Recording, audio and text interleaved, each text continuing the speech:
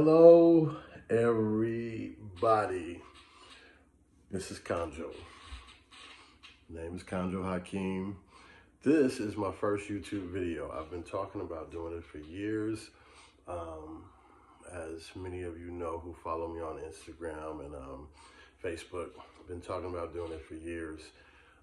Just a little background for the people who don't know me. My name is Coach Kanjo Hakeem. I am a life coach, trainer,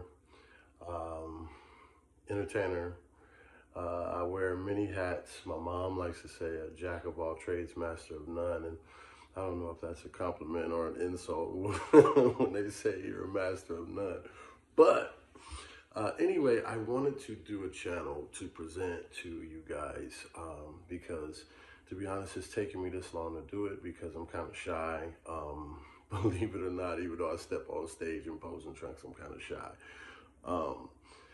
But over the years, just the things that I've gone through in life has enabled me to reach a lot of people and to help a lot of people go through the things that they've gone through to become champions in bodybuilding, champions in fitness and figure, and even champions in life, people who have struggled with weight loss and who have been big their whole life. And there's just certain aspects to physical health and wellness that I've been able to help people achieve. And so I decided to do this channel. I used to just withhold information for my clients, you know, like keeping my secrets, like you guys got to pay for those secrets. But now it's like, it's time now for me to just release my knowledge and release the things that I've learned over the years and the things that have helped me overcome adversity in order to become a champion in a sport. And so just my history. I was born in Los Angeles, California, raised in the hood, and it was 5 of us that were raised together, my 3 older sisters and my younger brother. And when I was around 7 years old, my younger brother was killed. He was hit by a car, and it literally, I went from having a little brother to being the only boy, and being raised by 3 women and my mom and my dad. Later on in life, I would find out that I have another brother and sister, and who I love dearly, but they weren't raised with us, so we were raised in the same. Me and my 3 sisters were raised in Los Angeles, California, South Central. After my brother was killed, we moved from there to Pasadena. And in Pasadena, of course, there's gang violence there, and there's gangs there. And for me as a child, having lost my little brother, I never really understood why God would take my younger brother before me. So I almost had a death wish. I was reckless as a kid, and I would do crazy things and fall a lot, and went to an alternative school and fit right in because I was, you know, a knucklehead, and I just went through a lot of transitions in trying to deal with death at such a young age. And by the time I was 8 years old, I had seen everything happen in my neighborhood, from murder to rape to you name it, by the time I was 8 years old. So it was definitely a situation where, as a kid, you're either going to figure out how to survive some kind of way, or you're going to succumb to your circumstances. So for me, my imagination was how I was able to put myself in an area where I was, you know, in a safe place. So I would draw places where I wanted to be. I would draw scenery that I wanted. I would draw trees and bushes and things like that. Places where I wanted to be as opposed to where I was. Anything that I wanted in my life, I would draw it.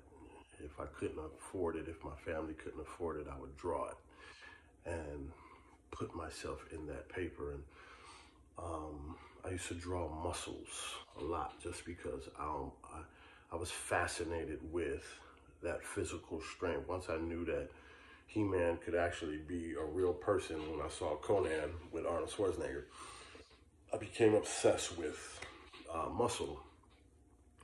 It's the ultimate view of strength to me. So even as a young kid, I was into working out and sports and things like that. But the attribute that I gained having gone through the death of my brother and later on in life, the death of my friend, Kenny, and other friends that I lost along the way. I lost so many people growing up that each incident, you're at a point where there's choices that you can make. Either you go one way or you go the other way. And my imagination allowed me to put myself somewhere different. And I think a lot of victims of abuse and people who have gone through things, when you know that you have to live in it, there's this place in your mind that you can find a way to even though you're being abused, to release your soul from your body and let your body go through it, but you're not there. So that's one way of handling pain. And sometimes people will take that in life and they will have a hard time to be present with other people because they're so used to disappearing mentally when there's a situation. But instead of me becoming that kind of person, I realized that I had the ability to go through any pain, any level of pain, and channel myself so I wouldn't be there. So people thought I was crazy growing up. I was into fighting, so I would bang my head on the wall to get my head tough so that if somebody hit me in my head, I could take it, you know. And I used to allow people to punch me as hard as you can. These were all like mental preparations that I would do growing up. I didn't really know the purpose of it other than to become strong, but now that I'm older, I realize what the gifts were that came from that. In life, there was nothing that we achieve that is worth something that doesn't involve a level of pain. And if you look at the way that the universe is created, the ultimate transition is from physical self to spiritual self. And in order to become spiritual self, you have to go through death, which is the ultimate pain, right? So if that is the pinnacle of the example of how to become your greatest self, then you have to know that you're going to go through minor levels of death in order for you to achieve what it is you want to achieve or to become the next level of yourself. You're going to have to go through minor levels of death. And in 2020 in particular, and that's kind of what I wanted to touch on this video, many of you, including myself, have gone through many losses, whether it's relationship, employment, lifestyle. Some people have lost loved ones to COVID. And just the tone of the United States. Energy is real. And because we're all suffering, we are all at our weakest self spiritually. So the energy that you would normally draw on from the universe is weakened. It's not really present. So how do we overcome that? As a kid, I became accustomed to losing people. Most of the time it was to death.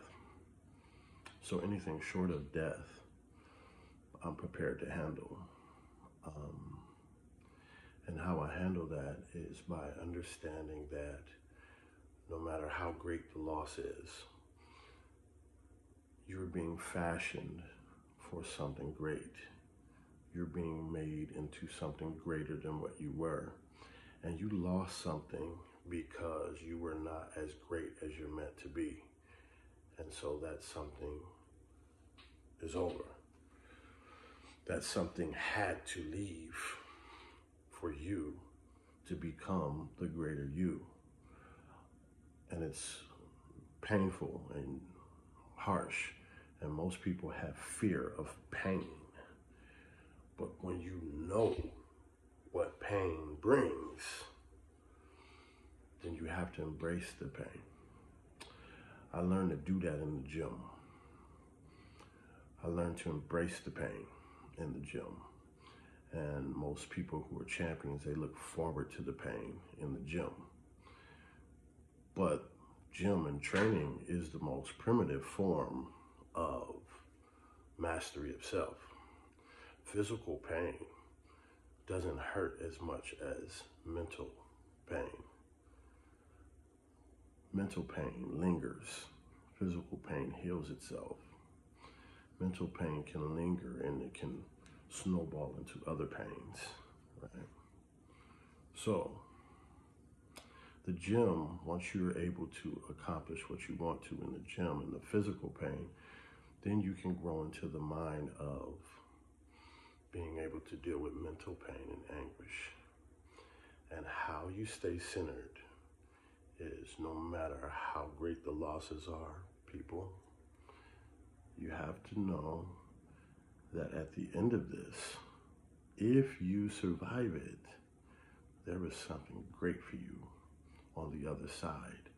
And having survived it and overcame the adversity, you have also become stronger than the adversity. So if you face anything similar in your future, the pain will not be as great, and the ability to go to the next level will be a lot faster and a lot greater. So I am with you guys in this. I am going through as much as you guys are. And we will survive this thing. So you guys, please subscribe, like, comment. I embrace the comments. I will respond back on this video and start following the journey, because I will be covering everything that you guys want me to. So I'm open for suggestions. My mind is open to discuss every single thing you're going through, from eating disorders to relationships to PEDs, like a lot of you young people want to discuss, to workouts, nutrition, everything. No topic is off limits for me. I am opening myself to you guys. And I hope that you take this journey with me. And I look forward to our growth together. And let's go. All right, let's go.